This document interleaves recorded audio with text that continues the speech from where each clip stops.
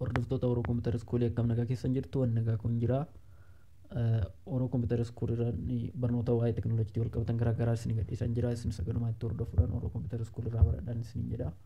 Har'a immoo kan waliin ilaallu bilbila tokko bituudhaaf wantoota beezikii ta'an wantoota nuyi ilaaluu qabnudha. Namni bilbila bituu barbaade tokko wantoota kana osoo hin ilaalin bilbila bituu hin qabudha. Hamma dhumaatti itti hordofaa ilaalaa. Kiriteeriyaa waan jiran hunda isaa tokko tokkoon hamma dhumaatti wajjin ilaalaa jechuudha. Kiriteeriyaa waan jiran kunniin eessaa arganna kan jedhudha. Bilbila tokko gaafa binnu seetingii isaa keessa seennee wantoota ilaaluu qabnu hedduutu jira. Seetingii isaa keessa erga seennee eessaa argannaa maal fa'aa ilaaluu qabna kan jedhu tokko kan jedhudha. Akka dhumaatti itti hordofaa. Oromoo Kompiitara Iskuuliidhaaf haaraa yoo taatan sabiskiraayib laayik sheer gochuudhaan hordofaa isiniin jenna. Jalqaba irratti seetingii seenna jechuudha. Bilbili kamiyyuu seetingii qaba. Seetingii bilbila keenyaa seenna.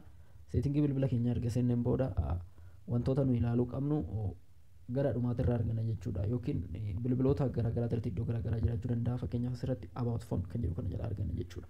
About phone kan jedhu kana egaa kilik goone wantoota bilbila tokko istiriingii isaa ciminaa fi dadhabina isaa murteessuu danda'an hedduu isaa as jala argana jechuudha. Fakkeenyaaf jalqaba irratti moodeelii isaati jechuudha. Moodeeliin bilbiloota tokko tokko as jala argana jechuudha. Kana jechuun biraandiiwwan tokko tokko garaagarummaa qaba jechuudha. Namni wantoota garaagaraa irratti hundaa'ee biraandiiwwan tokko ni filata jechuudha. Amma fakkeenyaaf gabaa irratti biraandiiwwan akka saamsingii fi infinixin bilbiloota baay'ee namni hedduun barbaadanidha jechuudha. Gatii madaalawaadhaan bilbiloonni akka aayifoonii immoo gatii isaanii baay'ee guddaadha. Ta'us kwaalitiidhaan immoo warroota saamsingii fi infinixirra fooyya'uudha. Garuu gatii isaanii baay'ee ekspensi guddaa kan gaafatudha. Isa kana eessaa filannaa moodeel kan jettu tanarraa filanna jechuudha. Moodeelii bilbila keenyaa jechuudha. Amma fakkeenyaaf moodeeliin bilbila kanaa hin jira jechuudha. Moodeelii bilbila kanaa ZTE A720 jedha jechuudha. Yookiin ZTE A7020 jechuudha. Inni itti aanu immoo androoidii isaati jechuudha. Androoidii bilbila kanaa. Androoidii jechuun sooftiweerii yookiin androoidiin bilbilli kun irraa hojjetame laatestiidha moo kan jedhuudhaaf jechuudha. Amma fakkeenyaaf androoidii 10dha inni kun androoidii 10 as warra hojjetaman hin jiru 11 12 13 14 akkas jecha fooyya'aa deemu jechuudha. Kanaafuu inni kun amma ta'e oldiidha jechuudha androoidii isaa. Kanaafuu androoidii isaa ilaaluu qabna jechuudha. Biraandii isaa androoidii isaadha. Inni kan biraa immoo istooreejiidha jechuudha. Istooreejii bilbila tokko ilaaluu qabna jechuudha. Fakkeenyaaf istooreejiin bilbila kana giigabaayitii 64dha. Giigabaayitiin 128 hin jira. 256 hin jira. Giigabaayitii 32 hin jira jechuudha. Kana jechuun ammoo istooreejiin bilbila tokko dabalaa deemu kwaalitiis isa dabalaa deema yookiin immoo hammamtaa faayila baachuu isaa dabalaa deema jechuudha.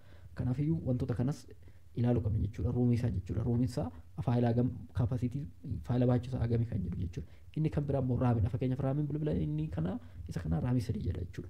Bilbiloonni tokko tokko kan raamii 2 qaban jiru, kan raamii 4 qaban jiru, raamii 6 8 kan qaban jiru jechuudha. Raamii 12 kan qaban jiru jechuudha. Bilbiloonni kunniin amma raamii isaanii dabalaa deeman, kwaalitiii isaaniis dabalaa deemu, gatii isaaniis dabalaa deemu jechuudha. Kanaafiyyuu bilbila tokko yoo binnu yoo xiqqaate moodeelii isa ilaaluu qabnaan, lammaffaan android version isa ilaaluu qabnaan, sadaffaan ruumii isaa yookiin istoorejii isaa ilaaluu qabnaan, sadaffaan raamii isaa ilaaluu qabna jechuudha. Isa kanatti daballee CPU ilaaluu hin dandeenya. Inni kan biraa immoo kaameraa kwaalitiidha jechuudha. Keessattuu yeroo addunyaan gara dijitaala gara teekinooloojiitti deemaa jirtu kanatti bilbila tokko gaafa binnu wantoota nuyi ilaaluu qabnu keessaa murteessuun tokko kaameraa kwaalitiidha. Maaliif wanti hedduun irraa dijitaal maarketingii ta'e jira jechuudha. Wanti hunduu baratti sooshaal miidiyaa irratti of beeksisan ta'e jira waan ta'eef bilbila suuraan kaasne tokko irra namni baatee hin deemu jechuudha.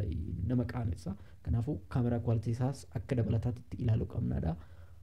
Galatooma Oromoo Kompiitara Iskuulii sabiskiraayib laayik sheer godhaa.